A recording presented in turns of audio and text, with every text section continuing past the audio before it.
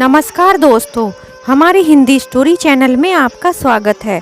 हमारी आज की कहानी है हमारी पेंशन। अरे माँ जी, 10 तारीख हो गई है, लेकिन पिताजी ने अभी तक भी हमें पैसे नहीं दिए हैं। क्या पिताजी की अभी तक पेंशन नहीं आई है? तो फिर उन्होंने अभी तक पैसे क्यों नहीं दिए? पिताजी को कह दीजिए, घर के खर्चे बहुत ज़्यादा हो गए हैं, आज ही पैसे निकाल कर दे दें। पहले ही बहुत लेट हो चुका है, घर का सामान भी लाना है, रसोई का भी सारा सामान खत्म हो गया है, इसलिए पिताजी को कह दो पेंशन के पैसे निकाल कर ले आए।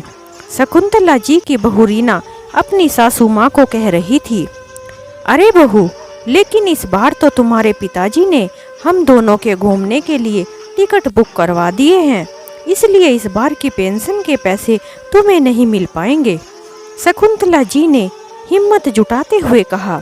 लेकिन जैसे ही शकुंतला जी ने रीना जी को यह बात बताई तो रीना तो अपनी सासू माँ पर खिसियानी बिल्ली की तरह टूट पड़ी और बोली, क्या कहा? बाहर घूमने के लिए टिकट बुक करवा ली? यह कैसी बातें करती हो? आप लोगों को शर्म नहीं आती? इस उम्र में घूमते हुए, यह भी कोई उम्र है घूमने की? चुपचाप से घर में क्यों नहीं पड़े रहते? जैसे बूढ़े लोग घरों में रहते हैं, घर के किसी एक कोने में पड़े रहो और घर में रोटियां खाते रहो और अपने घर की रखवाली करते रहो। और इससे ज़्यादा तुम लोगों को इस उम्र में क्या चाहिए? क्या फालतू के घूमने फिरने में पैसा खर्च कर रहे हो? घूमने के चक्कर में अगर बीमार पड़ गए तो लेने के देने पड़ जाएंगे और बेकार में ही हमारे सिर पर फालतू की जिम्मेदारी आ जाएगी। सोच समझ कर जाना, मैं तुम्हारी सेवा करने वाली नहीं हूँ। अगर कुछ हो गया तो एक कोने में पड़े रहना। आने दो तुम्हारे बेटे को, अभी शिकायत लगाती हूँ तुम दोनों की। फालतू का पैसा खर्च करने लगे हो दोनों बूढ़े बुढ़िया। हम दोनों से बिना पूछे तुम लोगों ने बाहर घूमने का प्लान भी कैसे बना लिया और तुम्हारी हिम्मत भी कैसे हुई घूमने जाने की? बहू की बातों को सुनकर शकुंतला जी को अच्छे से समझ आ गया था कि बेटे के आने पर घर में अच्छा खासा हंगामा होने वाला है, क्योंकि हमेशा से यही तो होता आया है। हर महीने पेंशन के पैसे जगपाल जी को अपनी बहू को देने होते हैं और बहू उन पैसों को अपने ही तरीके से खर्च करती है। कितने पैसों से क्या लेना है और क्या नहीं लेना, यह सब उनकी बहू ही तय करती है और जिसके पैसे हैं उसे भी वह बहू ही देती है कि खर्च कहाँ और कैसे करने हैं। गिन गिन कर अपने ससुर को पैसे देती है। अगर शकुंतला जी का कुछ खरीदने का मन होता है तब भी जगपाल जी अपनी पत्नी को कुछ भी खरीद कर नहीं दे पाते हैं। उनकी ख्वाहिशें मन में ही रह जाती हैं।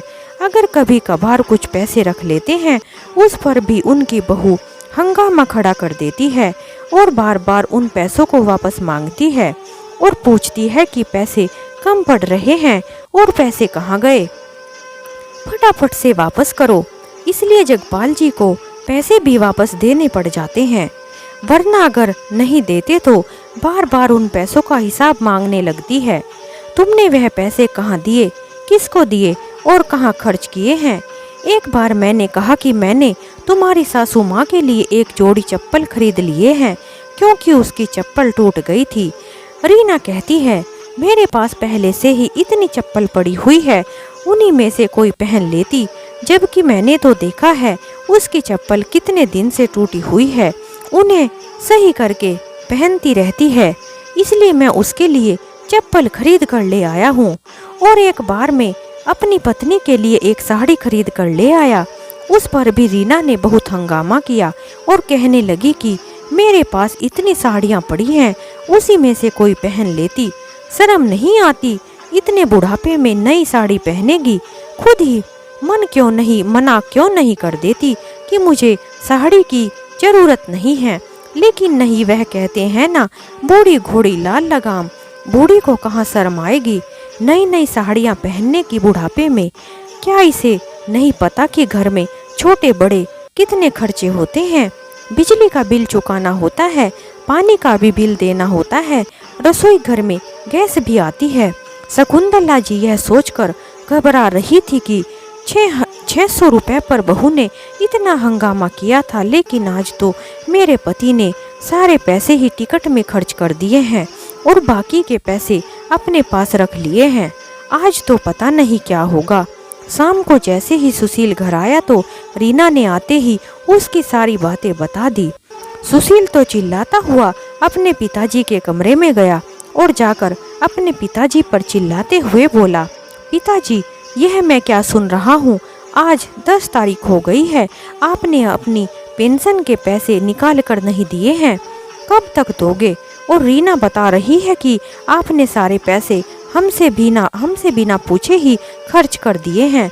अब आप ही बताओ, इस महीने का राशन कहाँ से आएगा? घर का खर्चा कौन चलाएगा? मैं तो अपने पैसों से आपको 2 रोटियां भी नहीं दूंगा। अगर आपने इस घर में पेंशन के पैसे नहीं दिए तो सोच समझ लेना। इतना फालतू का पैसा खर्च करते रहते हो, और वैसे भी आपको घूमने जाने की क्या जरूरत है? आराम से घर पर नहीं रहा जाता क्या? अगर कहीं घूमने जाने का मन ही था, पास के ही मंदिर में घूमते।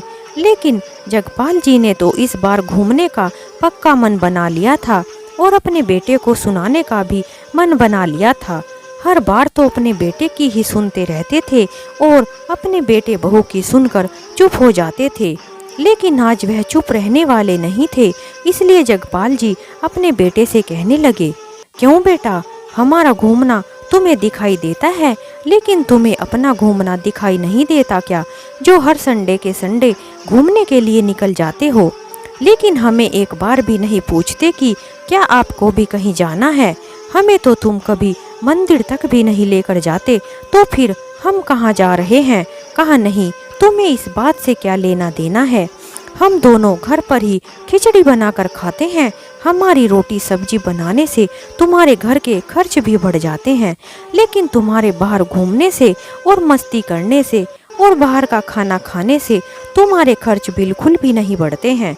हर हफ्ते इतना फालतू का पैसा खर्च करते हो, लेकिन हमारे लिए जरा सा भी पैसा तुम खर्च नहीं कर सकते। और भूल गए क्या, अभी 3 महीने पहले ही तुम और रीना मुंबई घूम कर आए हो। तुम 4 लोगों का टिकट का कितना खर्चा होता है, यह तुम नहीं जानते क्या? जो तुम्हारे घूमने पर सवाल उठा रहे हो, तुम एक साल में पता नहीं कितनी बार घूमने जाते हो। हमने तो तुम्हें कभी भी नहीं रोका टोका, ना ही तुमसे कभी पूछा कि तुम कहाँ जा रहे हो और क्यों जा रहे हो और इतने पैसे क्यों खर्च कर रहे हो। अगर आज हमने थोड़े से पैसे खर्च करके अपने टिकट बुक करवा लिए तो तुम दोनों को कितनी तकलीफ हो रही है। पिताजी, आपको पता है मैं आपसे पैसे मांगकर खर्च नहीं करता हूँ। मैं अपना पैसा खुद कमाता हूँ और अपने पैसे से ही घूमने जाता हूँ। सुशील ने अकड़ में अपने पिताजी को बोला। जगपाल जी बोले, तो क्या मैं तुमसे बाहर घूमने जाने के लिए पैसे मांग रहा हूँ? मैं भी अपनी पेंशन के पैसे से ही घूमने जा रहा हूँ। मैंने तो तुमसे कोई पैसे नहीं मांगे हैं। अपने पिताजी का जवाब सुनकर सुशील गुस्से से तिलमिला गया था। वह माता पिता जो अपने बेटे का गुस्सा और बदतमीजी बर्दाश्त करते थे और चुपचाप अपने कमरे में चले जाते थे, लेकिन आज तो वह अपने बेटे को उल्टा जवाब दे रहे थे और उनकी हर बात का जवाब दे रहे थे। यह बात सुशील को बिल्कुल भी पसंद नहीं आ रही थी। सुशील इतना कहकर अपने पिताजी को अंदर चला गया। ठीक है, जो करना है करो, लेकिन एक बात का ध्यान रखना, मैं तुम लोगों को फोकट का नहीं खिलाऊंगा। कान खोल कर सुन लेना, अगर घर में खर्च के लिए पैसे दोगे तो ही आपके घर में रोटी बनेगी। मैं इतना पागल नहीं हूँ कि बेकार में ही आप दोनों का पेट पालता फिरूं और तुम्हारे ऊपर फालतू में ही खर्च करूं। इतना कहकर सुशील तमतमाता हुआ चला गया। लेकिन रीना भी कुछ कम नहीं थी। अपनी सासू माँ को सुनाती हुई कहने लगी, देख ले बुढ़िया, तुम्हारा बेटा दिन भर कितना कमाता है, दिन रात कितनी मेहनत करता है, लेकिन तुम लोगों को तो यह दिखाई ही नहीं देता। हम जरा सा घूम कर क्या आ गए कि तुम लोगों से तो यह बर्दाश्त ही नहीं हो रहा है। क्या तुम लोगों को इतना नहीं पता कि घर में बेटा बहू हैं, पोता पोती हैं, अगर उनके भविष्य के लिए थोड़े पैसे बचा कर ही रख ले तो इसमें कौन सी बड़ी बात हो गई है। सारे पैसे को खर्च करने में लगे हैं, क्या इस बुढ़ापे में तुम्हारी अब घूमने के दिन हैं? चुपचाप से घर पर रहो। अगर कहीं बीमार होकर आ गए तो चुपचाप से एक कोने में जाकर पड़ जाना। मुझे अपनी सेवा करवाने की बिल्कुल भी उम्मीद मत करना। इतना कहकर रीना भी अपने कमरे में जाने लगी तो जगपाल जी अपनी बहू को कहते हैं, अरे रीना बेटा, तुम्हारी सास घर में पूरा दिन तुम्हारे कामों में कितनी मदद करती है, सारा दिन घर के कामों में लगी रहती है, तब क्या वह बीमार नहीं पड़ती? लेकिन आज घूमने के नाम पर तुम कह रही हो कि बीमार पड़ जाओगी। जगपाल जी की बातों को सुनकर रीना गुस्से से मुंह फुलाकर चली गई। शकुंतला जी तो अपने बेटे की बातों को सुनकर एक कोने में जाकर बैठ गई थी। उनकी आंखों में आंसू थे। उन्हें समझ नहीं आ रहा था कि क्या करें। थोड़ी देर के बाद शकुंतला जी अपने पति को कहती हैं, सुनिए जी, मैं सोच रही थी कि हमें लगता है कि घूमने जाने का प्लान कैंसिल कर देना चाहिए। अगर हम गए तो उसके बाद बेटा बहू हमें घर में 2 रोटी भी नहीं देंगे, जिससे हमें मुश्किल हो जाएगी। इसलिए सोच समझ लीजिए, हमारा घर में रहना भी मुश्किल हो जाएगा। सुना सुना कर घर में रहना दुश्वार कर देंगे। जगपाल जी अपनी पत्नी को समझाते हुए कहते हैं, तुम बिल्कुल भी चिंता मत करो, मेरे होते हुए तुमसे कोई कुछ भी नहीं कहेगा। जब तक मैं तुम्हारे साथ हूँ, तुम्हें चिंता करने की कोई भी जरूरत नहीं है। जितना इन लोगों ने कहना था कह चुके हैं। तुम्हें पता है कि 3 महीने पहले जब यह लोग मुंबई घूमने गए थे तो पूरे 2 लाख रुपए खर्च करके आए थे। हम तो जरा सा खर्च कर रहे हैं तो दोनों पर इतना गुस्सा आ रहा है। यह तो हमारे बहू बेटे की बिल्कुल भी अच्छी बात नहीं है, लेकिन हम उनकी गलत बातों को कब तक बर्दाश्त करते रहेंगे? किसी ना किसी दिन तो हमें जवाब देना ही पड़ेगा और हमें बोलना ही पड़ेगा, वरना यह तो हमें हर तरह से दबाने की कोशिश करेंगे। शकुंतला जी उस दिन को याद करती है जिस दिन उनके पति ने बाहर घूमने की इच्छा बताई थी। तो मैंने भी कहा था, मेरा तो यह भी मन करता है बाहर घूमने का, लेकिन क्या करें, घर में इतने काम होते हैं, उन सभी कामों को छोड़कर कैसे जाएं? घर के इतने सारे बंधन हैं, कैसे घर से निकलें? अगर कहीं गए तो बेटा बहू गुस्सा हो जाएंगे। और आज सच में वही हुआ जो हमने सोचा था। जब उनके बेटा बहू घूमने की बात पता चली तो घर में दोनों ने बवाल मचा दिया था। जगपाल जी ने अपनी पत्नी शकुंतला को कहा था, मेरी एक इच्छा यह है कि मैं हवाई जहाज में उड़ना चाहता हूँ। जब मैं बचपन में हवाई जहाज को आसमान में उड़ता हुआ देखता था तो मेरा भी उसमें बैठने का बहुत मन करता था, लेकिन जब तो मैं बहुत छोटा था और बैठ नहीं पाया था, क्योंकि मेरे माता पिता के पास इतने पैसे भी नहीं थे कि वह हमें हवाई जहाज की सैर करा सके। उन्होंने बड़ी मुश्किल से मुझे पढ़ाया लिखाया, तब जाकर मुझे नौकरी मिल पाई थी। उसके बाद फिर हमारा बेटा सुशील का जन्म हुआ। उसके बाद से तो हमारी मेहनत की सारी कमाई हमने अपने बेटे के ऊपर ही खर्च कर दी। अपने बेटे को अच्छे से पढ़ाया लिखाया और दुनिया में उठने बैठने के लायक बनाया। बेटे के ऊपर जो खर्च होना था उसकी तैयारी में पहले से ही करके रखता था कि कहीं मेरे बेटे की पढ़ाई में किसी तरह की कोई दिक्कत ना आ जाए और पैसे की वजह से कोई कमी ना रह जाए और मेरा बेटा पैसे की कमी के कारण अपनी ज़िंदगी में आगे ना बढ़ पाए। मैंने अपने खर्चों को काटकर अपने बेटे को आगे बढ़ाया है। जब भी मुझसे पैसे मांगे हैं और जितने भी मांगे हैं मैंने उससे कहीं ज़्यादा उसको दिए हैं। और सिर्फ एक नौकरी में अपने बेटे को पढ़ाना लिखाना और घर का किराया भी देना कितना मुश्किल काम होता है, और साथ में घर के खर्चों को भी चलाना। और मेरे तो बूढ़े माता पिता भी बीमार रहते थे, उनका खर्चा भी मेरे ही ऊपर था, उनकी भी देखभाल करता था। यह सब कुछ मैं कैसे संभाला है मैं ही जानता हूँ। मैंने अपने ऊपर कभी कोई भी खर्च नहीं किया है। हमारे बेटे को तो इसके बारे में कुछ पता भी नहीं है और ना ही उसे कुछ याद है। हमने तो सोचा था कि बेटे की नौकरी लगने पर हम बुढ़ापे में आराम से रहेंगे और बेटे की जिम्मेदारी से फ्री भी हो जाएंगे, लेकिन बुढ़ापे में तो हमारे बेटे ने हमारे ऊपर ही बंधन लगा दिया है। हर जगह आने जाने से रोक टोक लगा दी है। इतना तो हम उससे उस समय भी नहीं बंधे हुए थे जिससे मैं हमारे कंधों पर इतनी जिम्मेदारियां थी, लेकिन आज हम अपनी सभी जिम्मेदारियों से मुक्त हो गए हैं। लेकिन बेटा बहू हमें आज भी अपनी जिम्मेदारियों से मुक्त होने देना ही नहीं चाहते हैं। तुम आज भी रसोई को संभालती हो और घर का सारा काम करती हो, जबकि इस उम्र में तुम्हें आराम करना चाहिए था। और बहू मेरे पेंशन के पैसे लेकर मुझे ही आंखें दिखाती है। मुझे सब कुछ अच्छा नहीं लगता है। शकुंतला जी बोली, तो अब क्या कर सकते हैं, जब हमारी किस्मत ही ऐसी है, अब तो हमें सारी जिंदगी ऐसे ही रहना होगा। हमारी किस्मत में ज़्यादा अच्छा लिखा ही नहीं है, अब कर भी क्या सकते हैं। नहीं शकुंतला जी, मैं अब ऐसा बिल्कुल भी नहीं रह सकता। अब तो मैंने कुछ सोच लिया है और अब मैं उसे करके ही रहूँगा। शकुंतला जी आशा भरी नज़रों से अपने पति की तरफ देखने लगी। आपने ऐसा क्या सोच लिया है? अगले ही दिन जगपाल जी अपनी पत्नी के लिए बाहर घूमने जाने का टिकट करवा कर लेकर आ गए, और वह भी हवाई जहाज का। जगपाल जी को हर महीने 30,000 रुपये मिलते थे, जिसमें से उन्होंने 10,000 के टिकट करवा ली और बाकी के पैसे अपने पास ही रख लिए अपने बाकी खर्चों के लिए।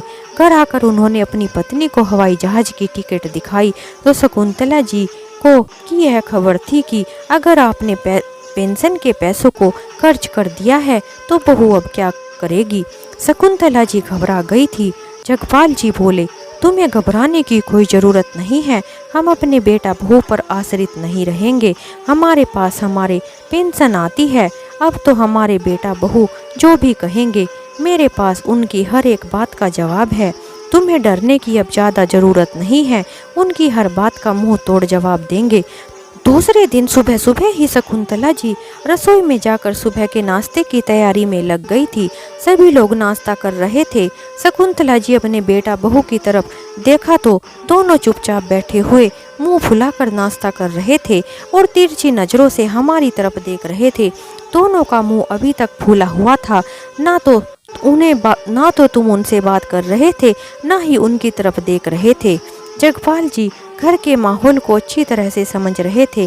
नाश्ता करने के बाद उन्होंने शकुंतला जी से कहा, शकुंतला जी हम घूमने जा रहे हैं, तो चलो मैं तुम्हारे लिए कुछ कपड़े खरीद कर ले आता हूँ, क्योंकि बाहर घूमने जाएंगे तो नए कपड़ों की ज़रूरत पड़ेगी और अपने लिए भी कुछ कपड़े खरीद लूँगा। 6 सालों से हमने एक भी कपड़ा नहीं खरीदा है अपने लिए, तो सोच रहे हैं अपने लिए कुछ खरीदारी कर ही लेते हैं। जगपाल जी के इतना बोलते ही उनका बेटा बहू पहले से भड़के हुए थे।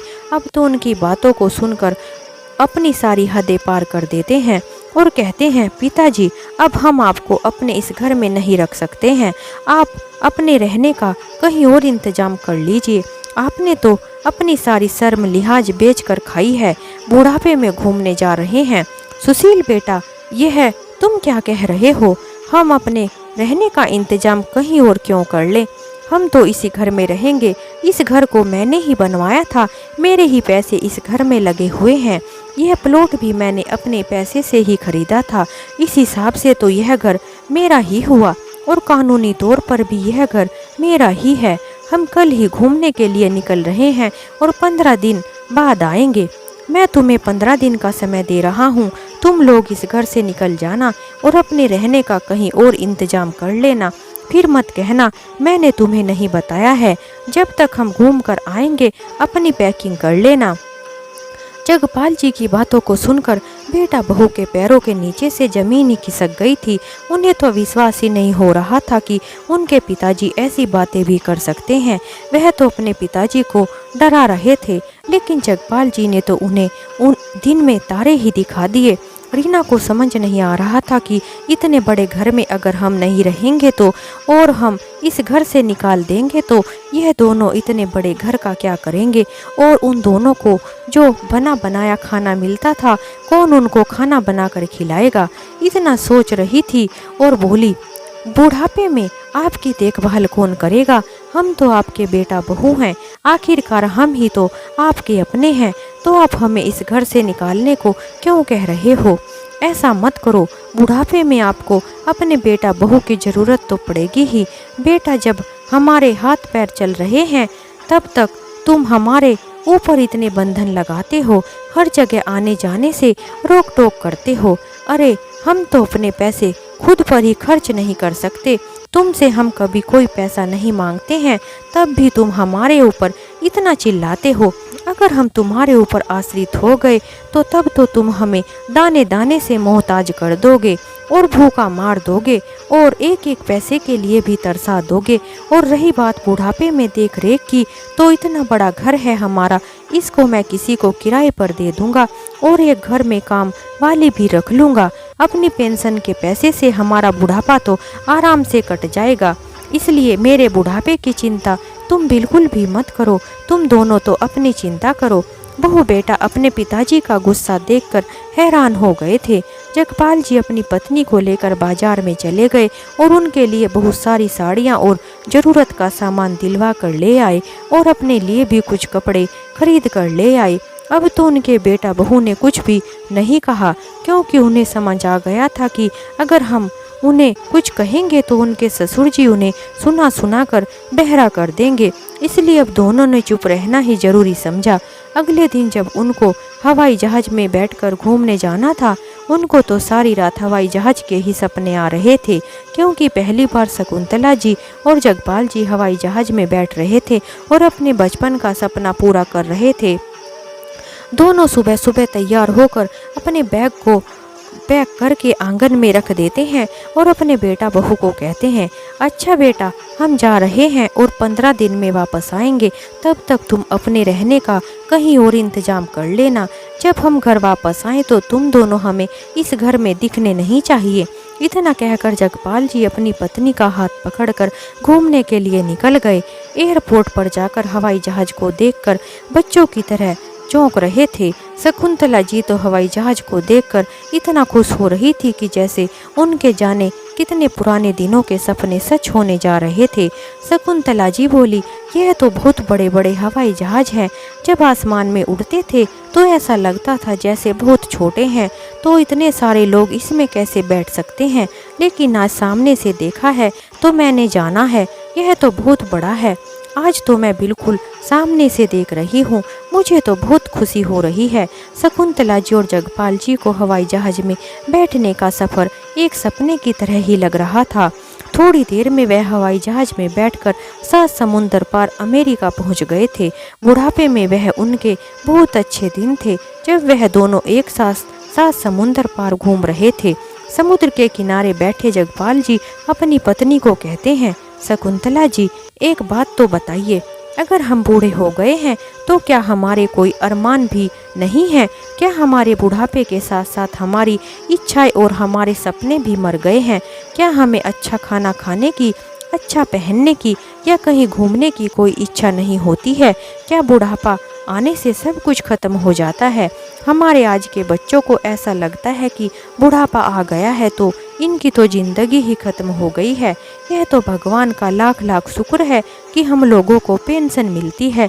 तो चलो हम लोग आज अपने पेंशन के दम पर अपने बच्चों के सामने बोल पाए हैं। लेकिन जाने कितने माँ बाप ऐसे हैं जिन बेचारों को तो पेंशन भी नहीं मिलती है। उन माता पिता की क्या हालत होती होगी जो अपना सब कुछ अपने बच्चों पर लुटा देते हैं और बुढ़ापे में अपने पास कुछ भी नहीं रखते हैं। वह बच्चे तो अपने माता पिता को एक एक चीज़ के लिए परेशान कर देते होंगे। कैसे है माता पिता अपना बुढ़ापा काटते होंगे। आप बिल्कुल सही कह रहे हैं। आज आपको अगर पेंशन ना मिली होती तो आप अपने इस सपने को भी पूरा नहीं कर पाते। आपको पेंशन मिल रही है इसीलिए आप यहाँ पर घूमने आ पाए हो, वरना इतनी दूर घूमना आना तो बहुत दूर की बात है। हम तो घर से भी निकल नहीं पाते। हमारा बेटा तो हमें इतनी दूर लाने से रहा, वह तो हमें हरिद्वार तक भी नहीं ले जा सकता था। 7 समुंदर पार तो बहुत दूर की बात है। खैर छोड़ो इन सब बातों को। जब हम इतनी दूर घूमने आए हैं तो हम सभी जगह घूमने जाएंगे और अपने इन पैसों से हम मथुरा और वृंदावन भी घूमने जाएंगे। तुम चिंता मत करो, अभी यहाँ आए हैं तो यहाँ पर आराम से घूमो। मैं तो बस यही चाहता हूँ कि हमारी यह 15 दिन बहुत ही अच्छे से गुजरे। यहाँ के सभी मंदिरों में भी घूमेंगे, भजन कीर्तन भी करेंगे और समुद्र के किनारे बैठकर बातें भी करेंगे। इस तरह से शकुंतला जी और जगपाल जी के यह 15 दिन कैसे गुजर गए उन्हें पता भी नहीं चला। दोनों जब घर वापस आए तो उन्होंने देखा कि उनके बेटा बहू आंगन में बैठे जाने कौन से विचारों में डूबे हुए थे और उदास बैठे थे। जैसे ही जगपाल जी अंदर आते हैं तो दोनों के दोनों उनके पैरों में गिर जाते हैं और माफ़ी मांगने लगते हैं। पिताजी, हमें माफ़ कर दीजिए, हमसे बहुत बड़ी गलती हो गई है। हम आगे से आपको कुछ भी नहीं कहेंगे और आप जहाँ जाना चाहें जा सकते हैं। हम आपको कभी भी रोकेंगे टोकेंगे नहीं। आप इस घर में अपनी मर्जी से रह सकते हैं, चाहे जहाँ रह सकते हैं, चाहे जहाँ जा सकते हैं। हम आपसे कभी भी कोई सवाल जवाब नहीं करेंगे, लेकिन आप हमें इस घर से मत निकालिए। हम अपने इस घर को छोड़कर बाहर कहाँ जाएंगे?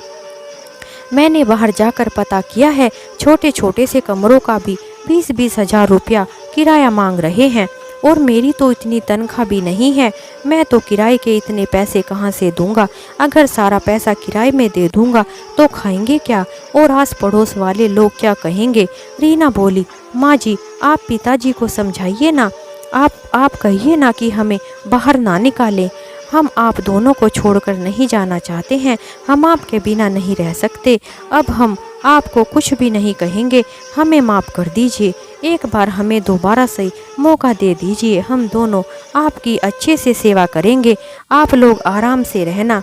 अब तो रीना को भी समझ आ रहा था कि बाहर रहकर कितना खर्चा होता है।